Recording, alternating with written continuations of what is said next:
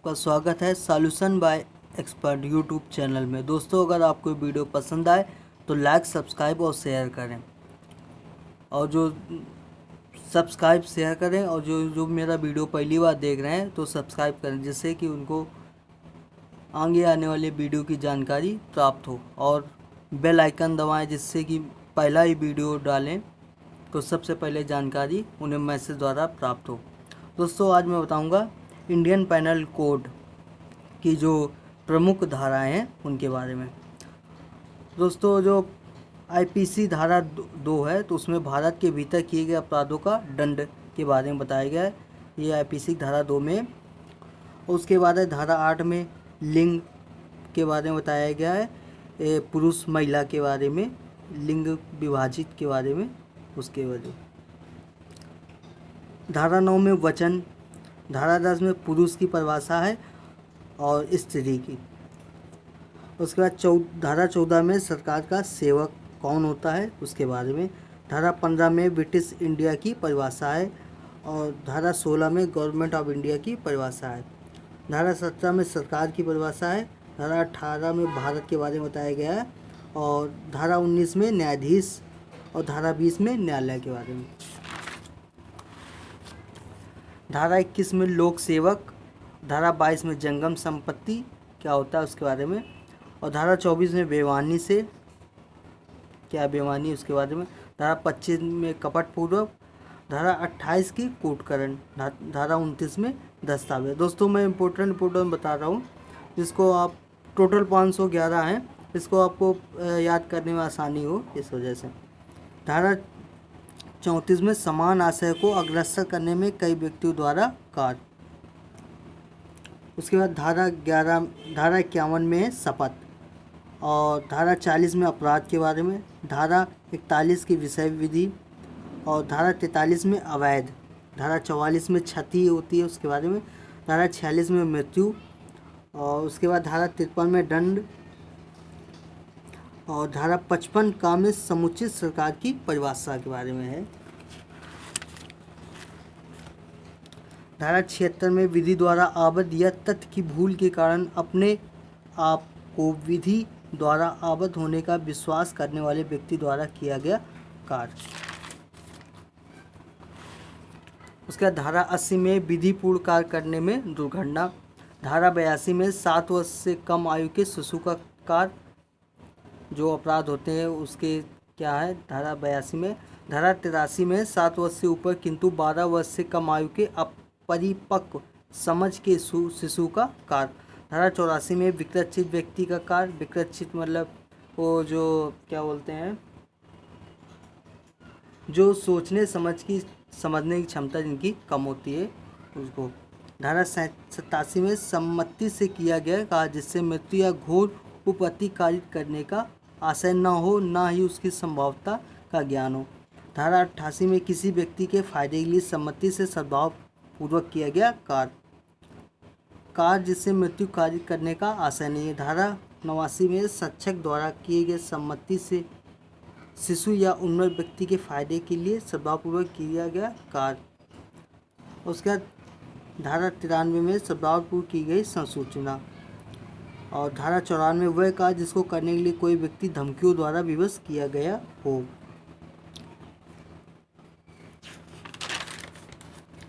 धारा 120 का में है आपराधिक षड्यंत्र की परिभाषा, धारा 120 का में आपराधिक षड्यंत्र का दंड, और धारा 21 में भारत सरकार के विरुद्ध कार्य करना या युद्ध करने का प्रयत्न करना या युद्ध करने का दुष्प्रेरण करना। धारा 121 का में धारा 121 द्वारा दंडनीय अपराधों को करने का षड्यंत्र। धारा 122 में भारत सरकार के विरुद्ध युद्ध करने आशय से आयुध आदि संग्रह करना। धारा 123 में युद्ध करने की परिकल्पना को सफल बनाने के आशय से छिपाना। धारा 124 का में राजद्रोह। धारा 126 में भारत सरकार के साथ शांति का संबंध रखने वाले शक्ति के राज्य क्षेत्र में लूटपाट करना। उसके बाद आपका धारा आईपीसी धारा 128 में लोक सेवक का स्वेच्छा राज कैदी या युद्ध कैदी को निकल भागने देना। उसके बाद आपका धारा 140 में सैनिक, नौसैनिक या वायु सैनिक द्वारा उपयोग में लाई जाने वाली पोशाक पहनना या टोकन धारण करना। धारा 141 में विधि विरुद्ध जमाव, अधिकतर देखते होंगे पेपर न्यूज़पेपरों में धारा 141 लगती है, तो वो विधि विरुद्ध जमाव होता है। धारा 142 में विधि विरुद्ध जमाव का सदस्य होना। धारा 143 में दंड है, जो विधि विरुद्ध जमाव का है उसमें दंड के बारे में बताया गया है। धारा 144 में घातक आयुक्त से सज्जित होकर विधि विरुद्ध जमाव में सम्मिलित होना। धारा 146 में बलवा करना। धारा 147 में बलवा करने के लिए दंड। धारा 148 में घातक आयुध से सज्जित होकर बलवा करना। धारा 149 में है विधि विरुद्ध जमाव का प्रत्येक सदस्य समान उद्देश्य को अग्रसर करने के लिए किए गए अपराध का दोषी। धारा 150 में विधि विरुद्ध जमाव में सम्मिलित करने के लिए व्यक्तियों का भाड़े पर लेना या भाड़े पर लेने के लिए मौनोनुकूलता। धारा 152 में लोक सेवक जब बलवे को इत्यादि को दबा रहा हो तब उस पर हमला करना या उसे बाधित करना। धारा 153 का में मूल धर्म, मूलवंश, जन्म स्थान, निवास स्थान, भाषा इत्यादि के आधार पर विभिन्न समूहों के बीच शत्रुता का संप्रवर्तन और सौहार्द बनाए रहने पर प्रतिकूल प्रभाव डालने वाले कार्य करना, पूजा आदि में किए गए अपराध। धारा 153 का में दो बार का है, जिसे किसी जुलूस में जानबूझकर आयुध ले जाने या किसी सामूहिक ड्रिल या सामूहिक प्रशिक्षण का आयुध सहित संचालन या आयोजन करना, भाग लेना। धारा 153 खा में राष्ट्रीय अखंडता पर प्रतिकूल प्रभाव डालने वाले लांछन या प्रख्यान। धारा 154 उस भूमि का स्वामी या अधिभोगी जिस पर विधि विरुद्ध जमाव किया गया है। धारा 155 उस व्यक्ति का दायित्व जिसके फायदे के लिए बलवा किया गया है। धारा 156 उस स्वामी या अधिभोगी या अभिकर्ता का दायित्व जिसके फायदे के लिए बलवा किया जाता है। धारा 156 विधि विरुद्ध भाड़े पर लाए गए व्यक्तियों को संश्रय देना। धारा 158 विधि विरुद्ध जमाव के लिए या बलवे के लिए भाड़े पर आना। धारा 159 में दंगा। धारा 160 में दंगा करने के लिए दंड। धारा 161 में वैध पारिश्रमिक से भिन्न परितोष का लोक सेवक द्वारा पदीय कार्य के लिए जाना। धारा 162 में लोक सेवक पर भ्रष्ट या अवैध साधनों द्वारा असर डालने के लिए परितोष का लेना। धारा 164 में 162 या 163 में परिभाषित अपराधों के लिए दंड। और धारा 166 में लोक सेवक जो किसी व्यक्ति को क्षतिकारी करने के आशय से विधि अवज्ञा करता है। धारा 167 लोक सेवक जो क्षतिकारी करने के आशय से अशुद्ध दस्तावेज रचता है। धारा 168 लोक सेवक जो विधि विरुद्ध से व्यापार में लगता है। धारा 169 लोक सेवक जो विधि विरुद्ध रूप से संपत्ति क्रय करता या बोली लगाता है। धारा 170 लोक सेवक का प्रतिरूपण। धारा 171 कपटपूर्ण आशय से लोक सेवक के उपयोग की पोशाक पहनना या टोकन धारण करना। निर्वाचन संबंधी अपराधों के विषय में धारा 171 का में अवैध निर्वाचन अधिकार परिभाषित। धारा 171 खा में रिश्वत के बारे में बताया गया है। धारा 171 गा में निर्वाचनों में असमयक असर डालना। धारा 171 अंगामी रिश्वत के लिए दंड। धारा 171 चा में निर्वाचन में असमयक असर डालने के लिए दंड। धारा 171 छा में निर्वाचन के सिलसिले में मिथ्या कथन। धारा 171 जा में निर्वाचन के सिलसिले में अवैध संदाय। धारा 171 झा में निर्वाचन लेखा में रखने में असफलता। धारा 172 समनों की तामील या अन्य कार्रवाई से बचने के लिए फरार हो जाना। धारा 174 में लोक सेवक का आदेश न मानकर गैर हाजिर रहना। धारा 175 में दस्तावेज या इलेक्ट्रॉनिक अभिलेख पेश करने के लिए वैध रूप से आबद्ध। धारा 176 में व्यक्ति का लोक सेवक को दस्तावेज पेश करने का आरोप। धारा 177 में मिथ्या सूचना देना, इत्तिला देना। धारा 179 में प्रश्न करने के लिए प्राधिकृत लोक सेवक का उत्तर देने से इनकार करना। धारा 182 में इस आशय से मिथ्या इत्तला या सूचना देना कि लोक सेवक अपनी शक्ति का उपयोग दूसरे व्यक्ति को क्षति करने के लिए करे। धारा 185 में लोक सेवक के प्राधिकार द्वारा विक्रय के लिए प्रस्तावित की गई संपत्ति का अवैध क्रय या उसके लिए अवैध बोली लगाना। धारा 186 में लोक सेवक के द्वारा लोक कृत्यों के निर्वहन में बाधा डालना। धारा 189 में लोक सेवक को क्षति करने की धमकी। और इसके बाद है धारा 191 मिथ्या साक्ष्य देना। धारा 192 मिथ्या साक्ष्य गढ़ना। और धारा 193 मिथ्या साक्ष्य के लिए दंड। धारा 195 आजीवन कारावास या कारावास से दंडनीय अपराध के लिए दोष सिद्ध कराने के आशय से मिथ्या साक्ष्य देना या गढ़ना। धारा 195 में का किसी व्यक्ति को मिथ्या साक्ष्य देने के लिए धमकाना या उत्प्रेरित करना। धारा 196 में उस साक्ष्य को काम में लाना जिसका मिथ्या होना ज्ञात है। धारा 198 में प्रमाण पत्र को जिसका मिथ्या होना ज्ञात है सच्चे के रूप में लाना। धारा 203 में आपका दिया है किए गए अपराध के विषय में मिथ्या इत्तला या सूचना देना। धारा 204 में साक्ष्य के रूप में किसी दस्तावेज या इलेक्ट्रॉनिक अभिलेख का पेश किया जाना निवारित करने के लिए उसको नष्ट करना।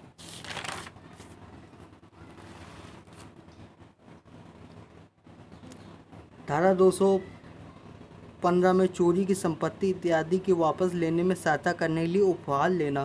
धारा 16 काम में लुटेरा या डाकुओं की संश्रय देने के लिए सस्ती। धारा 219 में न्यायिक कार्रवाई में विधि के पूर्व रिपोर्ट आदि का लोक सेवक द्वारा भ्रष्टाचारपूर्वक दिया जाना। धारा 221 में पकड़ने के लिए आवर लोक सेवक द्वारा पकड़ने का शासय लोक।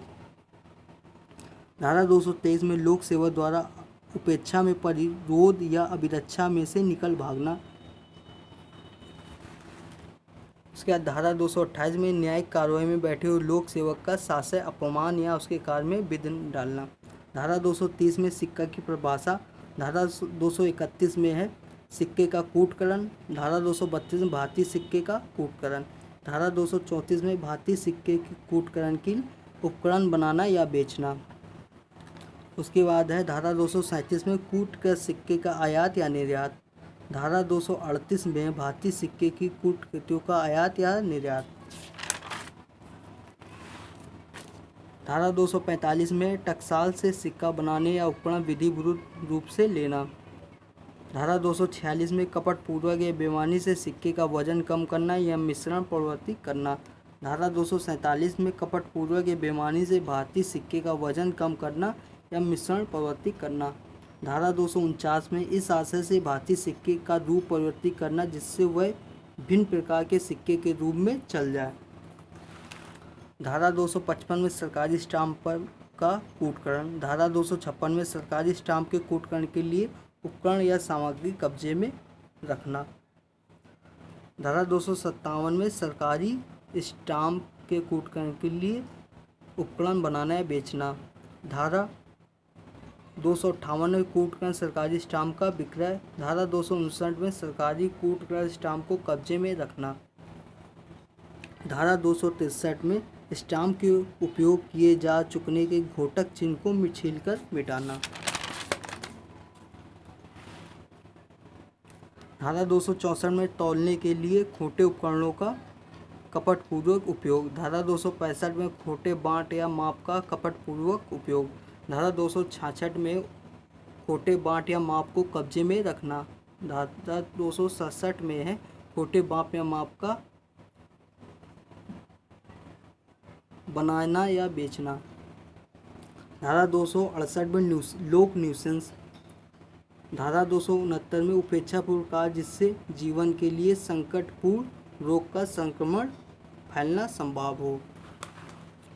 या धारा 280 में जलयान का उतालेपन से चलाना। और धारा 279 या 279 लोक मार्ग पर उतालेपन से वाहन चलाना या हाँकना, ये भी है। धारा 283 में लोक मार्ग या नौ परिवहन में संकट या बाधा। धारा 285 में अग्नि या ज्वलनशील पदार्थ के संबंध में उपेक्षापूर्ण आचरण। धारा 286 में विस्फोटक पदार्थ के रूप में उपेक्षापूर्ण आचरण। धारा 287 में मशीनरी के संबंध में उपेक्षापूर्ण आचरण। धारा 288 में किसी निर्माण को गिराने या उसकी मरम्मत करने के संबंध में उपेक्षापूर्ण आचरण। धारा 289 में जीव जंतु के संबंध में उपेक्षापूर्ण आचरण। धारा 292 में अश्लील पुस्तकों आदि का विक्रय आदि। धारा 293 तरुण व्यक्ति को अश्लील वस्तु का विक्रय आदि। धारा 294 में अश्लील कार और गाने। धारा 295 किसी वर्ग के धर्म का अपमान करने के लिए आशय से उपासना के स्थान को क्षति करना या अपवित्र करना। धारा 295 का में विमर्शित और विद्वेषपूर्ण कार्य को जो किसी वर्ग के धर्म या धार्मिक विश्वासों का अपमान करके उसकी धार्मिक भावनाओं को आहत करने के आशय से किए गए हों। धारा 296 में धार्मिक जमाव में विघ्न करना। धारा 297 कब्रिस्तान आदि में अत्याचार करना। धारा 298 में धार्मिक भावनाओं को ठेस पहुंचाने के विमर्शित आशय से शब्द उच्चारित करना। धारा 299 आपराधिक मानववध। धारा 300 में हत्या। धारा 301 में जिस व्यक्ति की मृत्यु कार्य करने का आशय था जिसने भिन्न व्यक्ति की मृत्यु करके आपराधिक मानव वध किया है। उसके बाद धारा 304 में हत्या की कोटि में न आने वाले आपराधिक मानव वध के लिए दंड। धारा 304 का में उपेक्षा द्वारा मृत्यु कार्य करना। धारा 304 खा में दहेज मृत्यु। धारा 305 में शिशु या उन्मुक्त व्यक्ति आत्महत्या का दुष्प्रेरण। धारा 306 में आत्महत्या का दुष्प्रेरण। धारा 307 में हत्या करने का प्रयत्न। धारा 308 में आपराधिक मानव वध करने का प्रयत्न।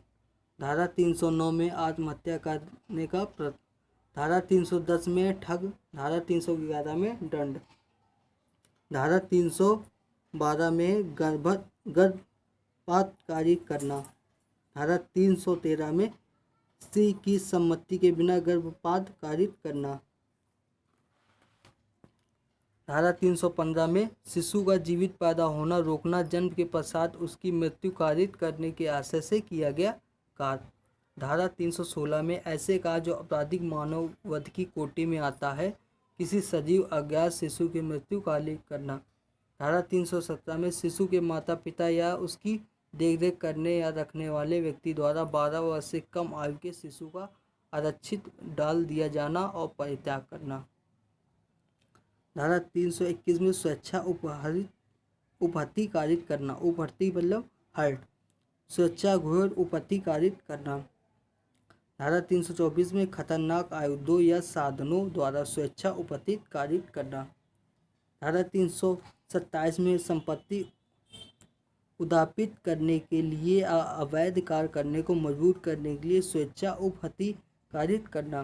धारा 328 में अपराध करने के लिए आशय से विष इत्यादि द्वारा उपहति कारित करना। धारा 332 में लोक सेवक को अपने कर्तव्य से भयपरत करने के लिए स्वेच्छा उपहति कारित करना। धारा 333 में लोक सेवक को अपने कर्तव्य से भयपरत करने के लिए स्वेच्छा घोर उपहति कारित करना। धारा 349 में बल। धारा 350 में आपराधिक बल। धारा 351 में हमला के बारे में बताया गया। धारा 352 में गंभीर प्रकोपन होने से अन्यथा हमला करने या आपराधिक बल का प्रयोग करने के लिए दंड। धारा 353 लोक सेवक को अपने कर्तव्य के निर्वहन से भयोपरत करने के लिए हमला या आपराधिक बल का प्रयोग। धारा 354 में स्त्री की लज्जा भंग करने के आशय से उस पर हमला या आपराधिक बल उपयोग। धारा 355 में गंभीर प्रकोपन होने से अन्यथा किसी व्यक्ति का अनादर करने के आशय से उस पर हमला या आपराधिक बल का प्रयोग। धारा 356 में किसी व्यक्ति द्वारा ली जाने वाली संपत्ति की चोरी के प्रयत्न में हमला या आपराधिक बल का प्रयोग। धारा 359 में किडनैपिंग के बारे में बताया गया। धारा 361 में विधि पूर्ण साक्षरता में से व्यापहरण यानी किडनैपिंग। धारा 362 में अपहरण। धारा 363 का में भीख मांगने के लिए प्रयोजनों के लिए अप्राप्तव्य का व्यापहरण या विकलांग करना। धारा 364 में हत्या करने के लिए किडनैप करना या अपहरण करना। धारा 364 का में मुक्ति धन इत्यादि के लिए अपहरण। धारा 366 में विवाह आदि करने की विवश करने के लिए किसी स्त्री का अपहरण करना और उत्प्रेरित करना। धारा 366 का में अप्राप्त वय लड़की का उपापन। धारा 366 का में विदेश में लड़की का आयात करना।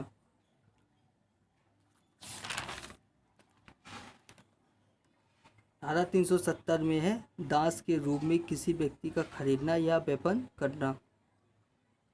धारा सेक्सुअल ऑफेंस में धारा 375 में बलात्संग। धारा 376 का में पृथक रहने के द्वारा किसी पुरुष द्वारा अपनी पत्नी साथ। धारा 376 में लोक सेवक द्वारा अपनी इच्छा में से किसी स्त्री के साथ सेक्सुअल ऑफेंसेज। जेल प्रतिप्रेषण गृह आदि के अधीक्षक द्वारा सेक्स। धारा 376 घा में अस्पताल के प्रबंधक या कर्मचारी वृंद आदि के किसी सदस्य द्वारा उस अस्पताल में किसी स्त्री के साथ जबरदस्त सेक्स करना। जबरदस्ती जो होता है सेक्सुअल ऑफेंसेज करना। प्रकृति विरुद्ध अपराध के विषय में ऑफ नेचुरल ऑफेंसेज। धारा 377 में प्रकृति विरुद्ध अपराध। इसका धारा 378 में चोरी। धारा 389 चोरी के लिए दंड। धारा 380 में निवास गृह आदि में चोरी। धारा 381 में लिपिक या सेवक द्वारा स्वामी के कब्जे की संपत्ति की चोरी। धारा 382 चोरी करने के लिए मृत्यु उपपत्ति या अवरोधकारी करने की तैयारी के पश्चात चोरी। धारा 383 में उद्दापन ऑफ, इसको बोलते हैं एक्सटॉर्शन। धारा 385 में उद्दापन करने के लिए किसी व्यक्ति को क्षति के भय में डालना। धारा 387 में उद्दापन करने के लिए किसी व्यक्ति को मृत्युकारी या घोर उपत्ति के भय में डालना। धारा 389 में उद्दापन करने के लिए किसी व्यक्ति को अपराध या अभियोग लगाने के भय में डालना। उसके बाद धारा 390 है लूट के बारे में बताया।